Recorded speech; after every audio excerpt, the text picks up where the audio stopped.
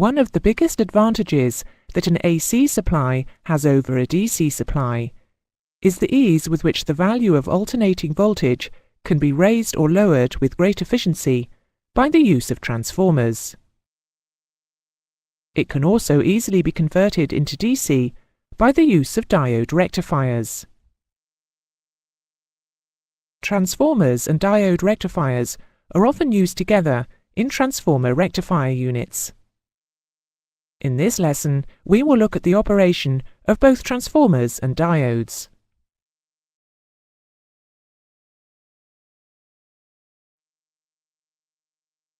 We know from previous lessons that when a current passes through a conductor, a magnetic field is produced, and that the strength of the magnetic field can be enhanced by wrapping the wire in a coil and giving it a soft iron core.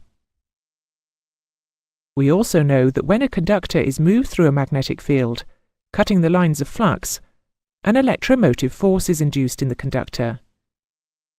It is these principles that are used in transformers.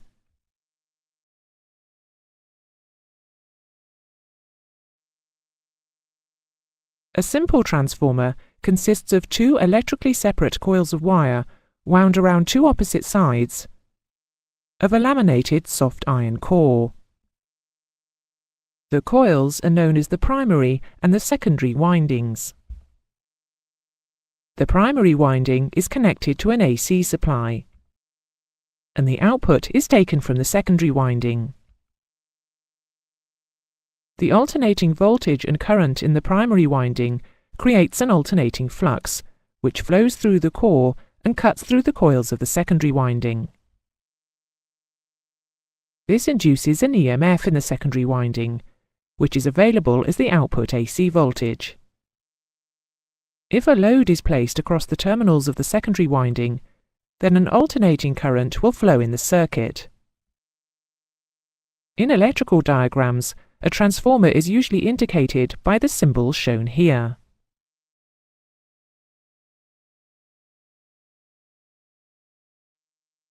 The transformation ratio of a transformer is the ratio of the number of turns or coils of wire on the secondary winding, N2, to the number of turns of wire on the primary winding, N1.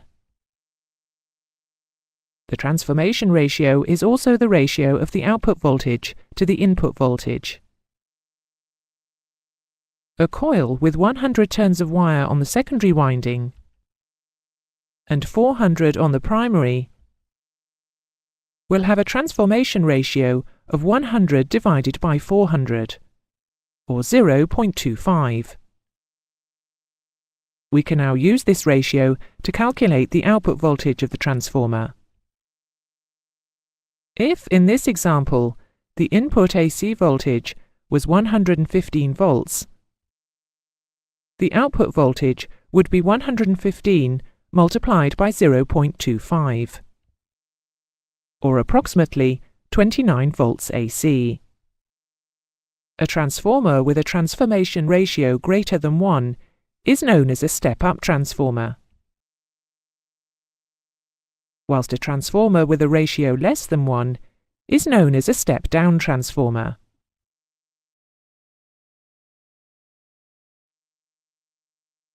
Transformers are almost 100% efficient in their transfer of power from the primary to the secondary windings. So for all practical purposes, we can say that the power that goes into a transformer equals the power that comes out of it. From this, we can say that the product of the voltage and the current in the primary winding will be equal to the product of the voltage and current in the secondary winding.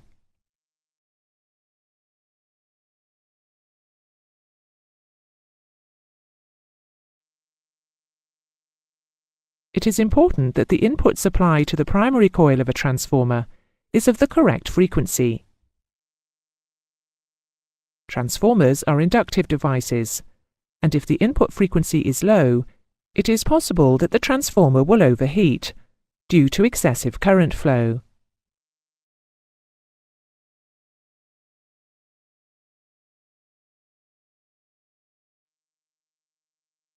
The output of a three-phase AC generator can be transformed by using either 3 single-phase transformers or a 3-phase transformer, which consists of a laminated core with 3 limbs on which are wound the 3 sets of primary and secondary windings.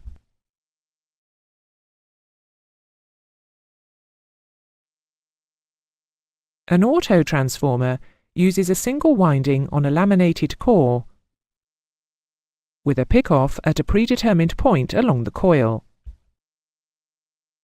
As you can see, part of the coil carries both the primary and secondary current because it is common to both windings. Auto transformers are less expensive than 2-coil transformers because they use less materials.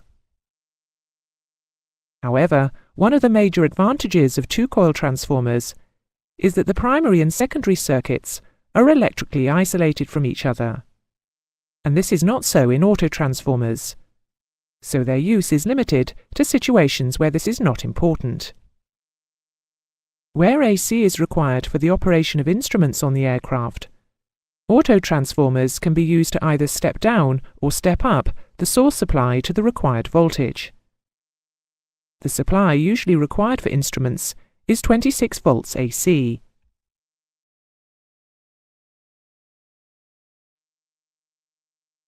A rectifier is a device which will convert alternating current into direct current.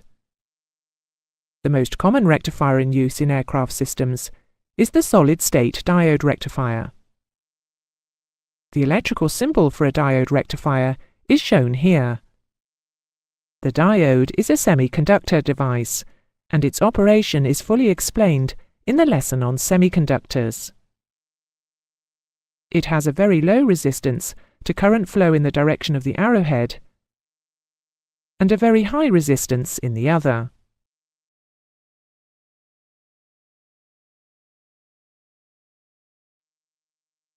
If a diode rectifier is placed in an AC circuit, it will allow current to flow through the load in one direction only. This is termed half-wave rectification. Current will flow through the load in one half cycle, but in the other half cycle, when the polarity of the voltage is reversed, the flow of current will be blocked. This method of rectification will therefore produce pulses of DC in the secondary circuit, with gaps between the pulses.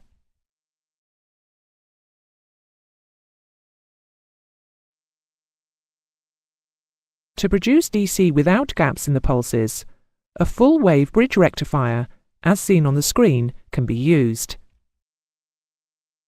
The bridge has a diode rectifier on each leg.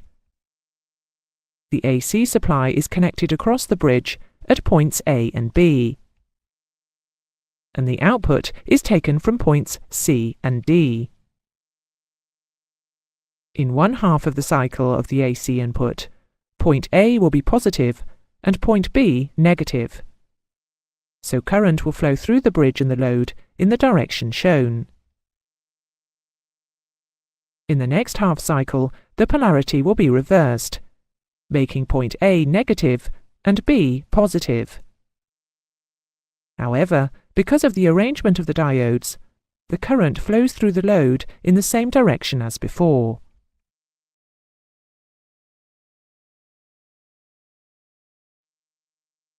The output of a bridge rectifier consists of pulses or ripples of DC. These usually need to be smoothed electronically before being used. A much smoother supply, without large peaks and troughs, can be produced from a 3-phase supply by using a 3-phase bridge rectifier. A 3-phase rectifier superimposes the full-wave rectified output from all 3 phases on top of each other. Thus it produces a much smoother output than a single-phase rectifier. The output of a 3-phase rectifier can therefore be considered to be of a steady DC voltage.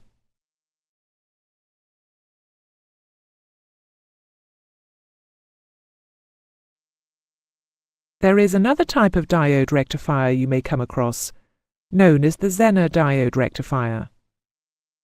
The symbol for a Zener diode is shown here.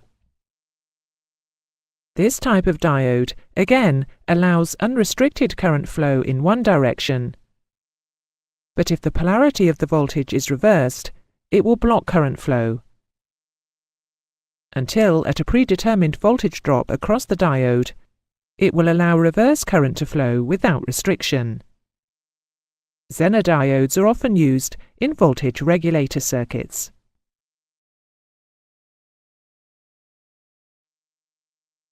Transformer rectifier units, or TRUs, convert AC at one voltage to DC at another voltage, in order to supply the DC needs of an aircraft with an AC distribution system. The TRU combines the transformer and rectifier in one unit. The input supply is usually 115/200 volts, 400 Hz, three-phase AC, and the output 28 volts DC. The TRU current output can normally be monitored by the pilot, either on a gauge or an electronic screen.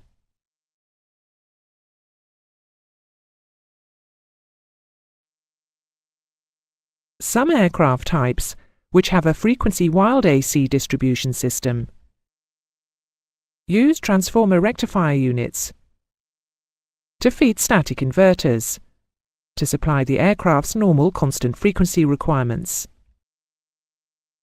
This is done by using the TRU to change the frequency-wild AC into DC, and then using the DC to power the inverter, which will produce a constant frequency AC output.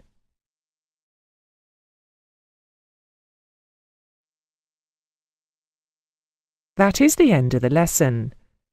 Here are the main points that you need to take from it. Transformers are used to raise or lower the voltage in an AC electrical system.